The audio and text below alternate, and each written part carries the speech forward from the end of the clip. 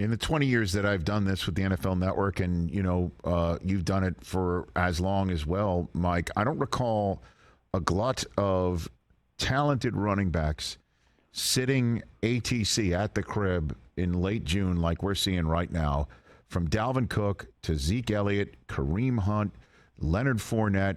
I don't.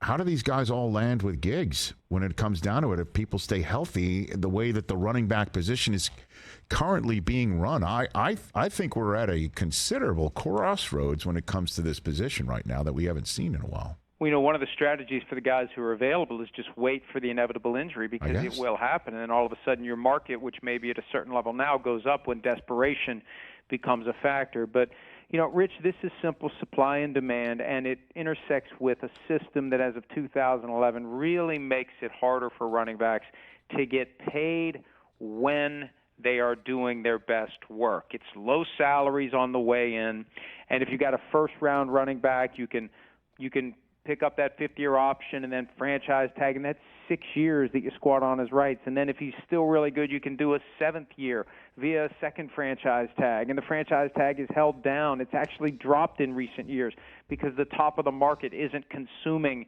the same percentage of the salary cap that it used to, because running backs aren't getting paid. And short of guys just saying, you know what, I'm not going to play running back anymore, and I think there is wisdom to it. Ben Tate, who played years ago, was out of Auburn, second-round pick of the Texans. He said at one point, if I had to do it all over again, I would have played defensive back.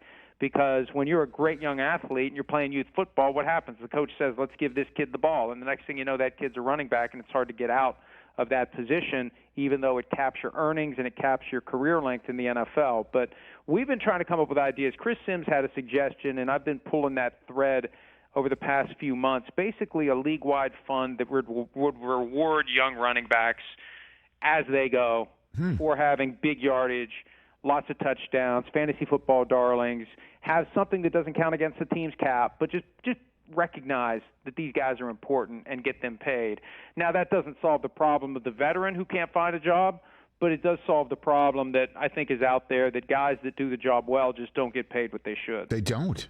And I don't blame running backs for what Zeke did. Remember a couple of years ago going to Cabo, and that Zeke doesn't, there's got to be a piece of the pie and you got to work together.